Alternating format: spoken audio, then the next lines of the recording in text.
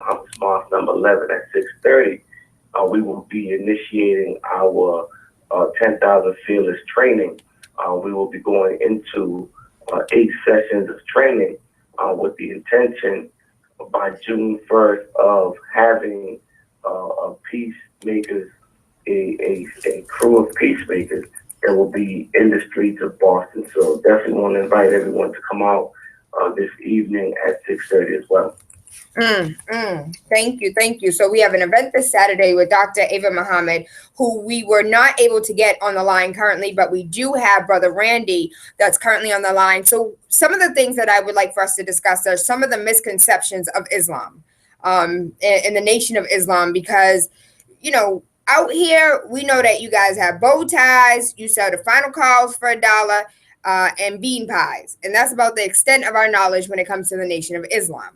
So could you please break down for us, that as far as the Nation of Islam is concerned, what God do you actually worship? Like, what is it that you guys actually believe in? Thank you. Well, first I'll say that for those, we should know a little bit more of the Nation of Islam. For the Nation of Islam has been active in the Black community for over 80 years, and many of our great leaders were produced out of the Nation of Islam. Of course, we all know about Malcolm X. We know about Muhammad Ali.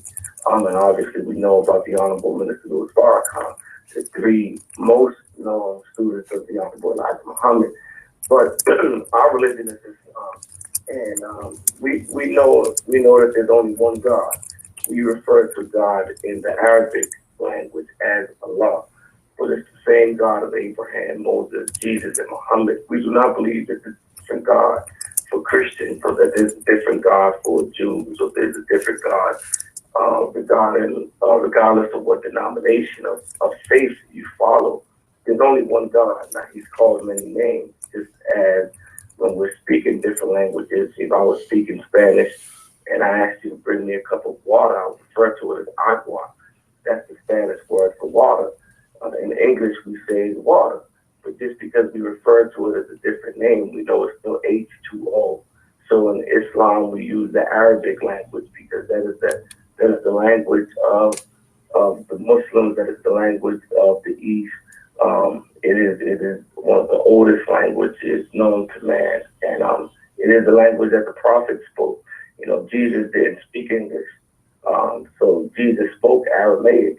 So when we say Assalamu alaikum, that is Arabic. That is the language that many of the prophets spoke. But so in Arabic, the name for God is Allah, but it's not a different God. We believe in the Bible. We believe in the Holy Quran. And, we believe in Moses, we believe in Abraham, we believe in Jesus. And we believe that Muhammad is the prophet of God as the other prophets before him. So to answer your question, it's not a different God. There's only one God. And the religion of Islam simply means obedience to the will of God. That's the word, that's what Islam actually means. And so when we look at the deeds of the prophets, they all submitted their will to do the will of God. So in essence, Islam is really the religion that God sent down to all the prophets when you look at it, because it's really about obeying His will. So what is the difference between the Nation of Islam and Islam that Muslims in the Middle East practice? The difference is that we follow the teachings of the Honorable Elijah Muhammad. And, the base of our religion is the same. It's the Holy Quran. However, we know that Black people in America have undergone a particular set of circumstances because of the transatlantic slave trade, or the European slave trade, which brought us from Africa to America, and we were robbed of our names, we were robbed of our language, our culture, we was robbed of the knowledge of ourselves, our religion, and our God, and we was made other than ourselves, and we was enslaved and oppressed, and in many ways we continue to be oppressed here in America without any knowledge of ourselves. And so in the Nation of Islam, we know that God intervened in our affairs and raised up one from among us to teach us back into the knowledge of ourselves.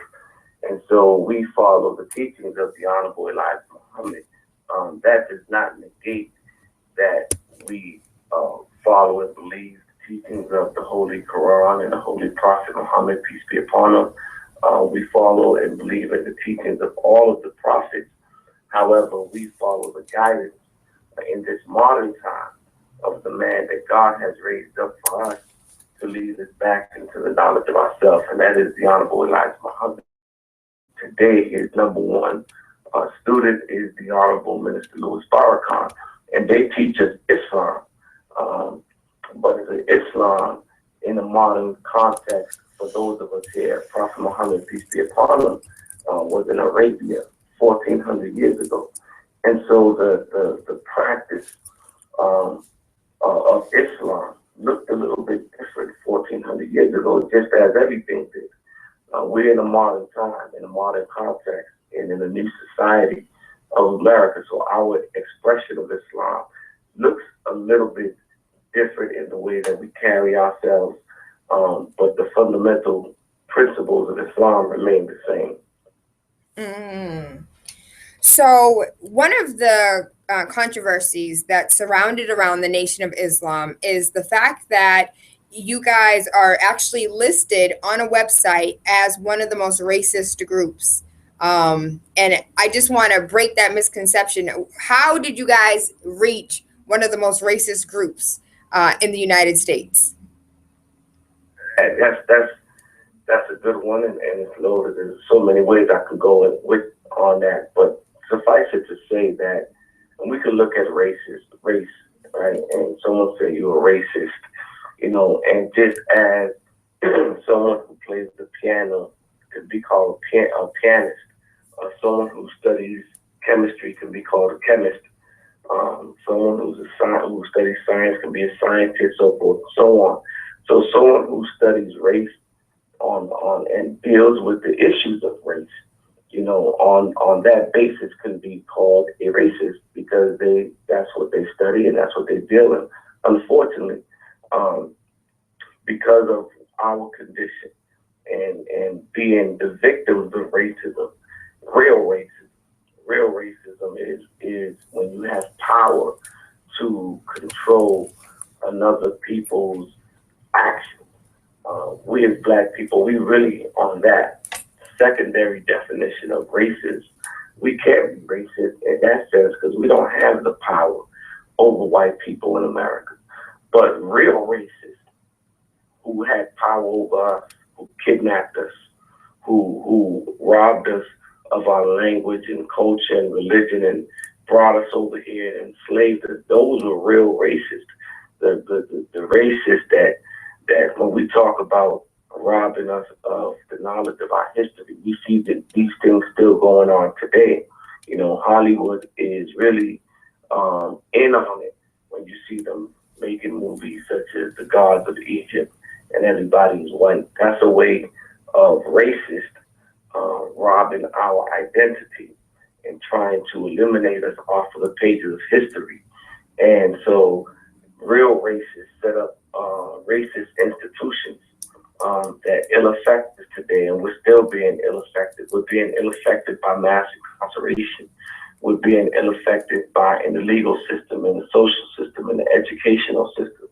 And so when we rise up and we have the truth and we have the knowledge of ourselves and we try to educate our people about the ill effect of the real racists and their racist policies and systematic oppression that we have been facing through the system of racism, white supremacy, then those who are racist then in turn around and label us as being racist because we have the audacity to correct the misconceptions or to correct the wrong and to point out the oppression that we have been under. But we are not racist in the sense that we promote violence to any group. Peace is the way of the righteous, and the Nation of Islam has had over 80 years of history in America. and we have never painted or defaced a synagogue. We've never committed any acts of terror. We haven't blown anything up. Our work is clear, and our history is clear. Our work is, as you said, you see us in the streets with the final calls. You see us in the community with the suit and bow ties. We're in and among our people, trying to give them information that will transform their lives. Many of the brothers that you see in the suits and bow ties were some of the most incorrigible of our people that maybe found Islam in prison or were in the street life and received the life-giving teachings of the Honorable Elijah Muhammad, and then were transformed. And so some of the most rugged and incorrigible of our people have become some of our great citizens and business men and women. And so a good example of that is Malcolm X, who found the teachings of the Honorable Elijah Muhammad in Norfolk Prison, and studied these teachings after, living a life of crime, and obviously he was incarcerated. And so we know his criminal history. But after encountering these teachings of the Honorable Elijah Muhammad, his life was transformed, and he became one of the greatest leaders that we've ever had. And so in the Nation of Islam, I said we have Malcolm X's. We make Malcolm X's a dime a dozen.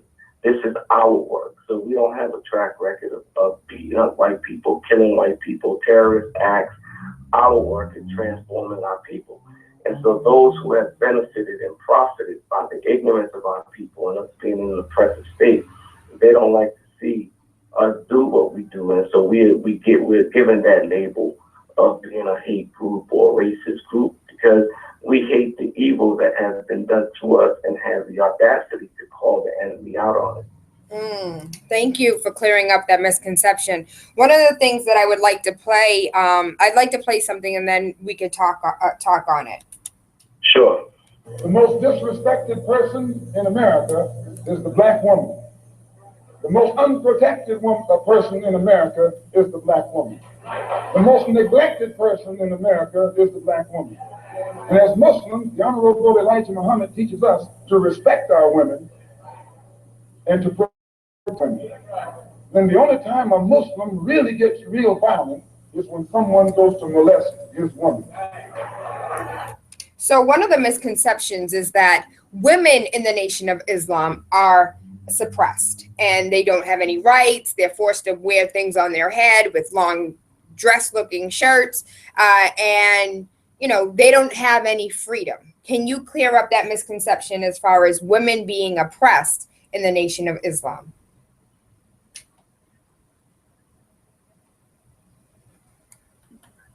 The distinction that you made between the Nation of Islam and traditional Islam. I really can't speak for traditional Islam. As a matter of fact, in some places, in some countries, women are being oppressed. And that's not the religion.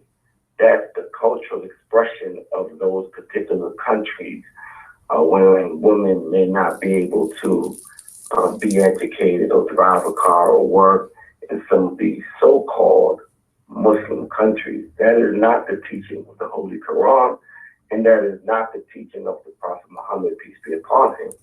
And this is why in Islam there is the need, and the Prophet Muhammad, peace be upon him, predicted that a Mahdi would come. This is a man. The Mahdi is a title similar to prophet, but it's really on a higher degree or higher level. The Mahdi is similar to the Christ or Messiah figure who comes in the last day to reform the religion of Islam and to restore it back to its pristine purity.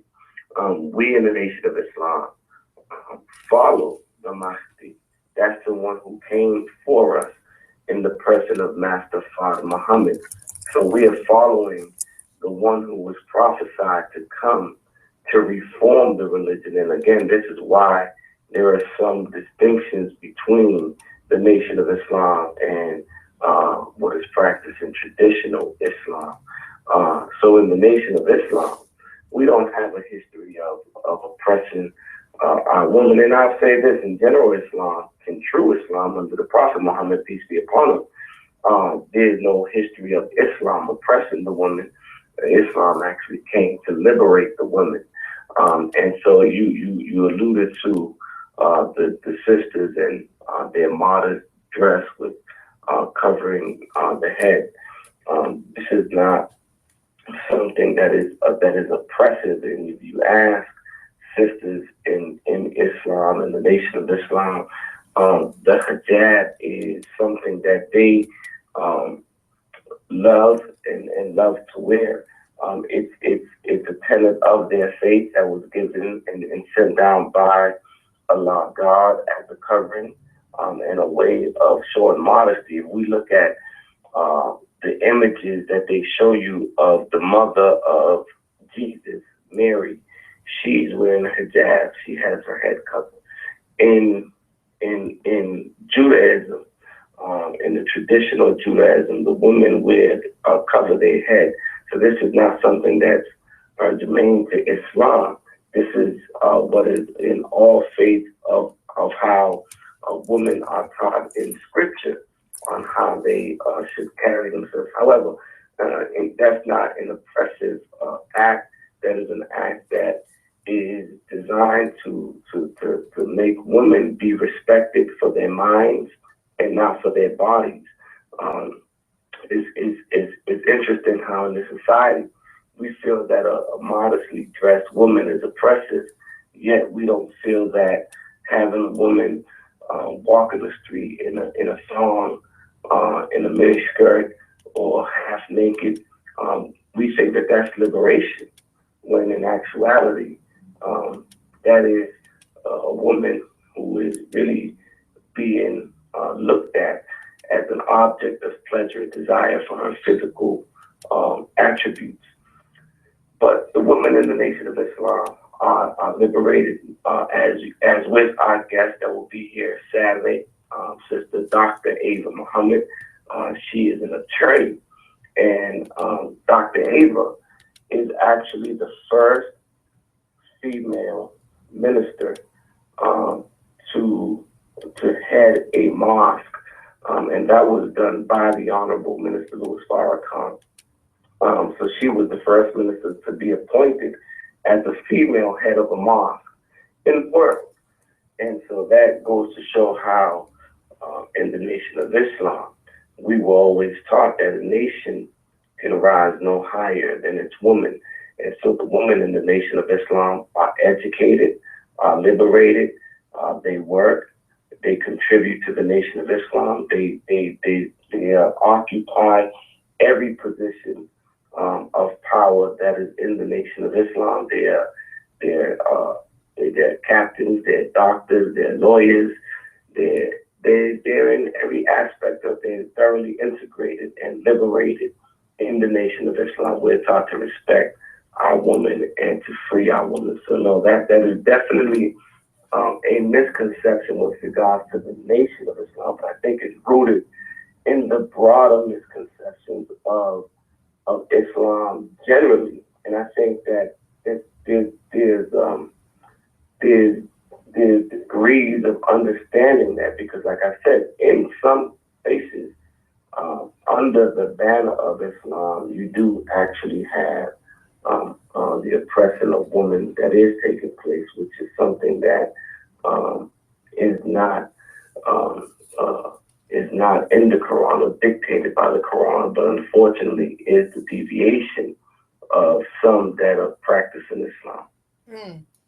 So another question that I have is, and thank you for breaking that misconception. Women in Islam are not oppressed. It's far from it. If we have a woman heading a mosque in a region as well, because she also heads the region of Georgia, Alabama, Tennessee, and parts of Mississippi. Am I correct?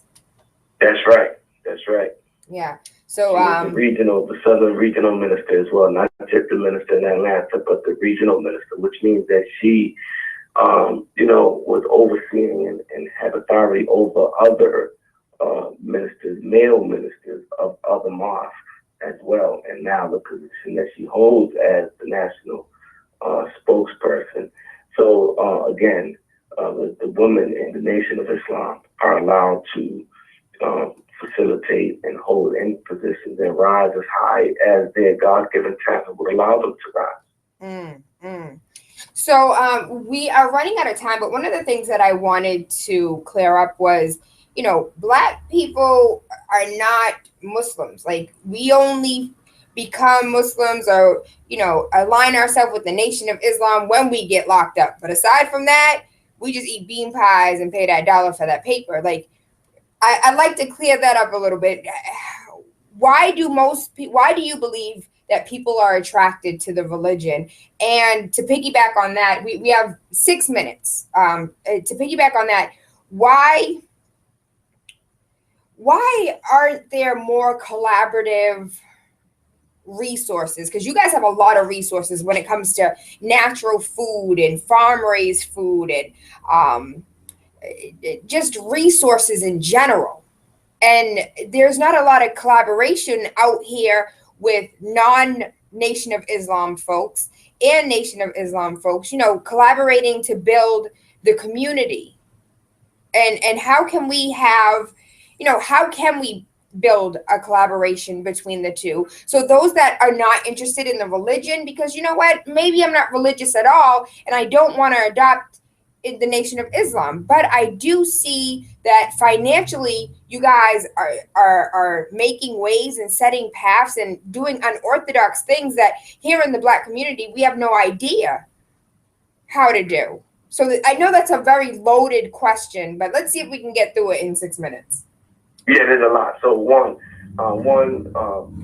so folks don't just join the Nation of Islam out of prison, right? We're in the colleges. We have a Nation of Islam college from study group as well, or student organization. So we have a lot of brothers and sisters that join the Nation of Islam in college. And others, I wasn't in prison when I joined the Nation of Islam. I was out on the streets. And so, we come from to the Nation of Islam from many different places. And yes, though we're not, most Black people are not under the religion of Islam, when you actually look at the movie Roots, and it's based off the Alex Haley's book Roots, the Honorable Elijah Muhammad would always teach, and Malcolm X coined the phrase that before we came to America and were brought to be made slaves, that our religion was actually Islam. So we really were Muslims. And so when Alex Haley was told this by Malcolm X, he actually went to Africa and traced his roots. And if you go back and look at the movie Roots, Kunta Kinte was actually a Muslim.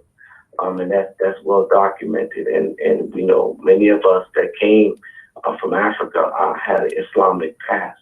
So that's one thing. Two, the Nation of Islam is open to work and to collaborate with our people. That's what the Million Man March was all about. That was a great collaboration. That wasn't just Muslims. That was for all of our people. We always reach out to all of our people. So the Million Man March, the Millions More movement, and even recently, the 20th anniversary of the Million Man March, that was a collaborative. That was us calling to unite with all of our people, regardless of religion. The Honorable Minister Louis Farrakhan has wanted us to continue to keep the local organizing committees together.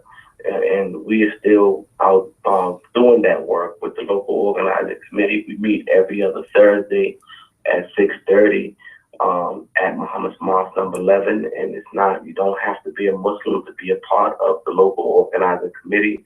We're in the process of developing 9 ministries to address the needs of our people in education, health and human services, science, technology, information, agriculture, trade and commerce.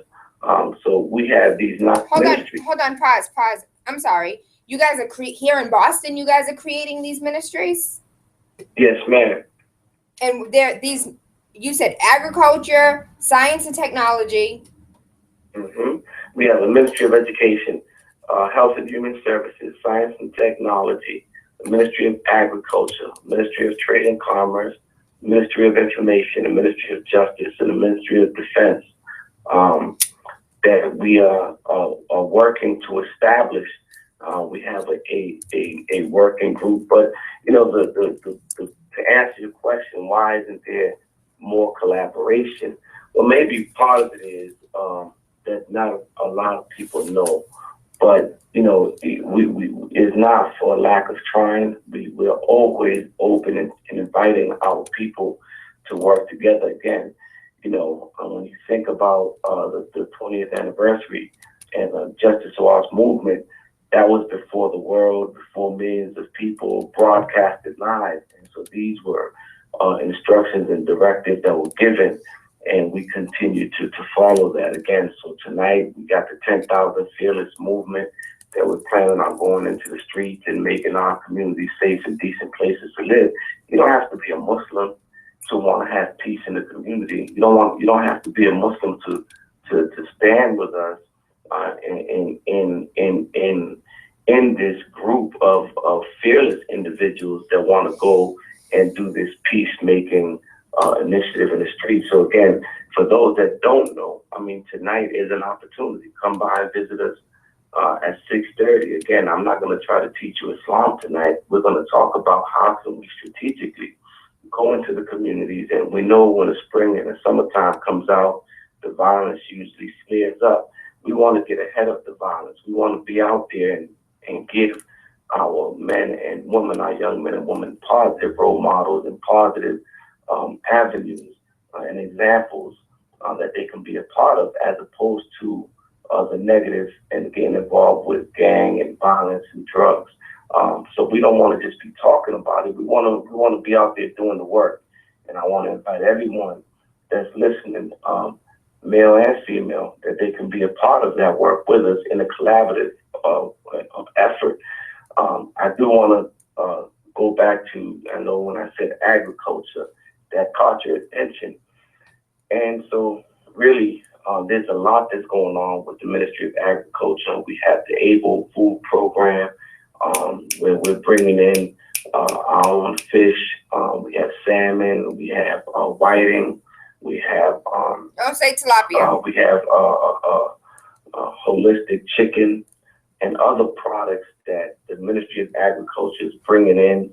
We got products coming in from our farm that we will be making available to our community through the local organizing committee, which again meets every other Thursday at 6:30 at Muhammad's Mosque number 11. Thank you so much. Could you do me one more favor? What is going on this weekend? Who is going to be there, and why is she important? This weekend, we have our national spokesperson, as we've been talking, Dr. Ava Muhammad, is very important because who and what she is and what she represents. She would shatter a lot of misconceptions of the role of the woman and the position of the woman in the Nation of Islam. Dr. Ava is an attorney by trade. She serves as the minister's national spokesperson and sits as a member of the Executive Council of the Nation of Islam. She'll be in our city this Saturday, the 30th, at the William E. Reed Auditorium. Doors open at 6 o'clock, 6:30, and the program begins at 7. She's going to be speaking on making our community decent and safe and decent places to live. So make sure that you come out and support this event this Saturday as well. Okay. Well, I can't wait. I'm excited. We actually have Sister Ava trying to call in right now. So time zone, that's what it is. So she's thinking it was now. Man, maybe you could do a pre-recorded show with her. Absolutely not. No, we want a live show with her, so that way that when those questions come in, we'll be able to answer them live. So what I'm going to do, I'm going to see if we could talk to some of our guests throughout this week and see if we can rearrange something and have her on this week, because she is a powerful woman, an influential woman. Essence said she is one of the most powerful women in the world. And so I would like for the listeners to hear her live so we can have questions coming up. I want to let you know that people on Facebook are asking if you could come back because this is something that needs to be discussed. No one wants to talk about the Nation of Islam. No one wants to discuss, how can we utilize some of these tools and techniques in our community. And I think this is an awesome conversation. And I'm sorry that we're unable to get her through right now, but we'll see what we can do for another day this week. Thank you so much, Brother Randy, for making yourself available this rising. Absolutely, and anytime you can just let me know, I'll be more than happy to come back on your show and entertain your audience and any questions that anyone may have. And if you guys have any questions as far as the Nation of Islam is concerned, please head over to TaylaAndre. Send your questions, tweet them, Instagram them, and we'll make it happen. We'll make it work. We'll bring her on air before Saturday, and we'll talk about the questions that you guys want answers to. But again, thank you so much, Brother Randy. Thank you. Have a good day. You as well. Big City 101.3 FM, waking up with Tayla Andre, Monday through Friday, 5 a.m. to 7. If you missed any of today's conversation, head over to mixcloud.com, TaylaAndre. I'm going to be 100% transparent. I've been a little lazy with Mixcloud because YouTube spoils me. As soon as the show ends, it goes straight to YouTube. I have to do nothing. Mixcloud's like, nah, you need to remix. You need to cut it down. You need to do this. And so I have been lazy. I will get you guys those audio shows in case you don't want to watch on YouTube. I love you. I appreciate you. I hope you guys have an awesome day. I want to give a huge shout out to our sponsors, Coleman G. Howard, Truth, Love, and Compassion. When you treat other people the way you want to be treated, that's nothing called love, baby. That's love. Truth, love, and compassion. Faith's Natural Beauty Products. 3 of my favorite products are her soaps. And she has 3 soaps, bar soaps. One is Hydrating My Pleasure Body Soap, a superbly rich and intensive body soap for soft, nourished skin. And it smells amazing. It's rose infused. It's just like the oil, but it's the soap. She also has activated black charcoal detox soap. It shrinks pores, tones, and draws out toxins from your skin and helps with acne. Also, In the Rain body soap moisturizes and has some oats for soothing dry, flaky skin and restores elasticity. I love you. I appreciate you. I hope you guys have an awesome day. Mwah, Big City. You know what it is? It's DJ Sus One, the feature presentation. Listen, make sure you wake up with Tayla Andre Monday through Friday, 5 to 7 a.m. on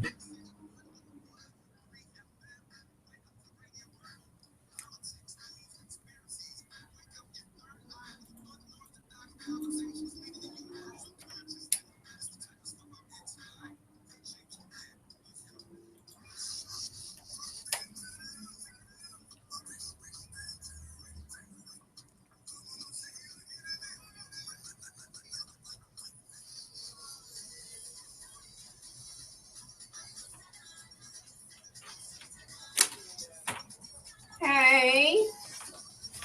That's okay. Everything happens for a reason. I'm not stressing it.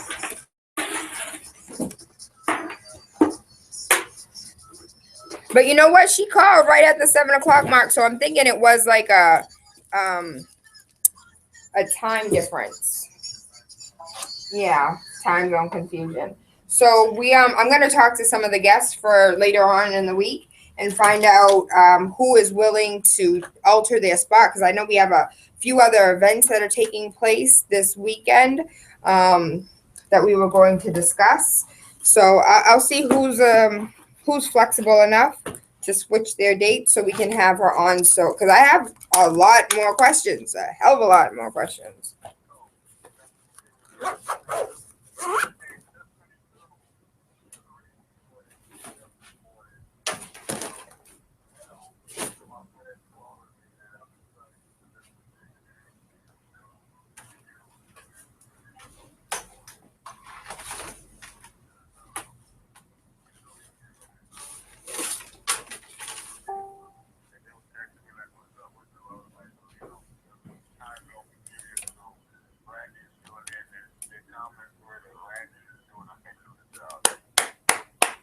Good, good, good. So hopefully I can make you guys proud because I know I'm very unorthodox even for you guys. So I hope I don't.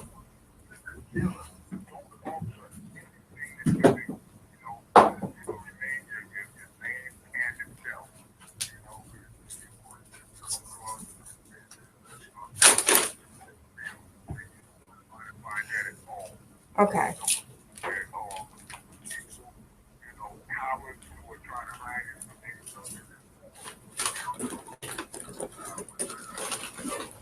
Good, good, good. Yay! Okay, I'm happy. I'm happy. So let me go make these phone calls and see who's willing to switch up some dates. And I don't know what's going on with the phone lines, but I had to call Brother Randy because he tried to call me and it wouldn't happen. And there's like a complete disconnect because right now line 5 is line 1. So I really don't know what's going on.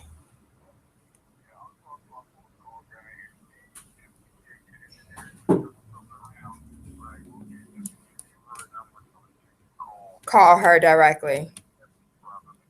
Okay. All right, we'll make it work. We always make it work.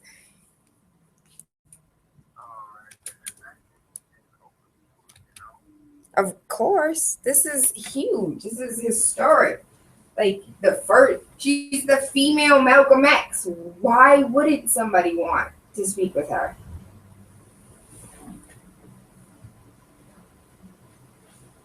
Lot of mercy. Well, let me get out of this studio.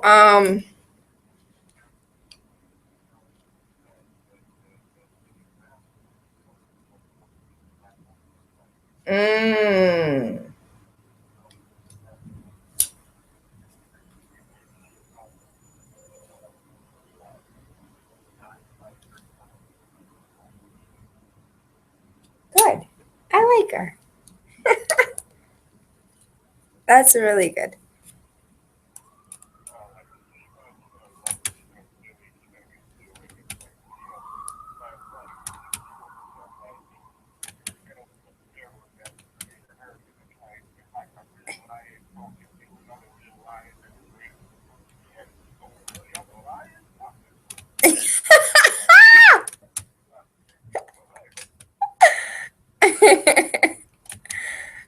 Yes. Okay, that's exactly what I need in my life. All right, so we'll touch bases later on today, and I'll keep you posted on what's going on my end. All right, thank you, Takwa. Bye.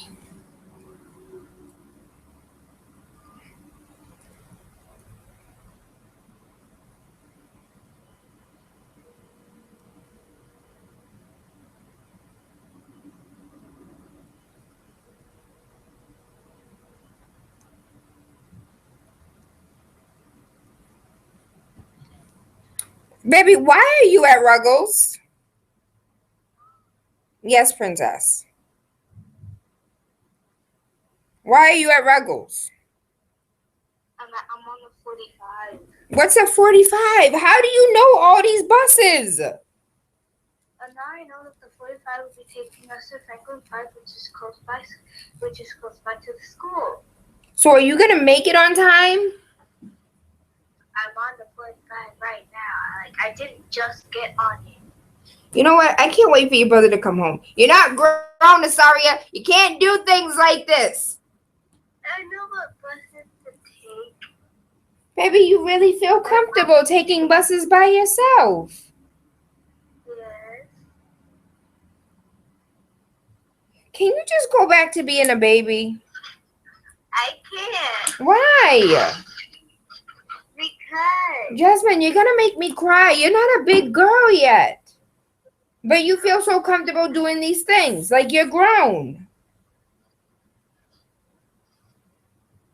It started off with Adari. Okay, I love you.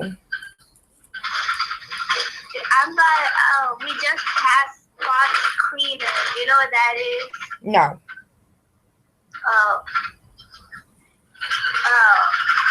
Well, we just passed it. I don't know where Where? That bus sounds. Hey, girl, you better send me my email. I think we're in Grove Hall. You better send me my email.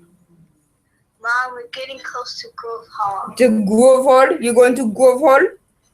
Yeah. All right, send me my email. Get off my phone. Okay. Call me when you soon come. Okay. Okay, bye. Are you going? You're Bye. going. Where do you get off at? I get off at Franklin Park. Where at Franklin Park? By the stop the 28 takes when it's stopping, right there, close by, right there. Like right across from your school? No. Where? It's like, you know the stop that, you know, last time when I got off the 28 and then there was like, I was right in front of your job, just then across the street. Yes. It's like next to there. All right. So just come off the bus. I'll wait for you. Come off the bus and I'll bring you to school. Okay. All right.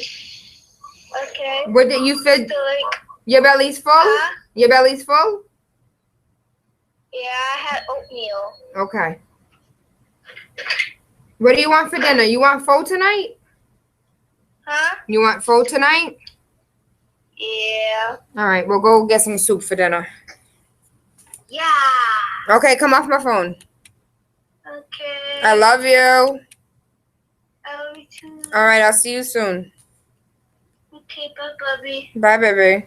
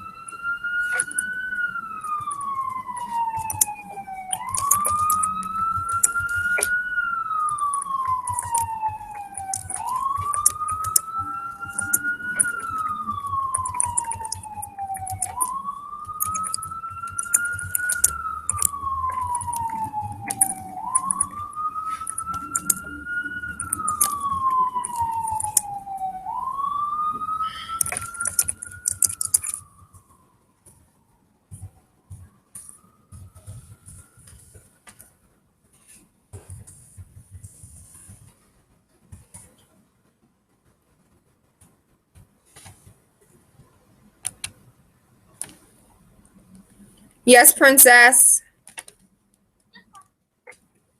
Oh, you're here already? Yeah. Okay, give me a second. I see a car, and so I will be. Check and see if the car door unlocked, because I don't think I locked it. What door? Our door, any door. Back, back. Okay, Any- the doors are locked. They're locked? Good, that's a good thing. Give me 5 seconds. Let me set this email up, and I'll call you right back.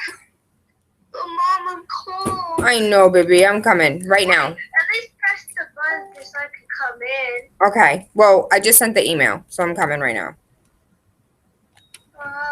Aww. Side. Aww. I'm coming right now. Oh, YouTube. Mom. Yeah.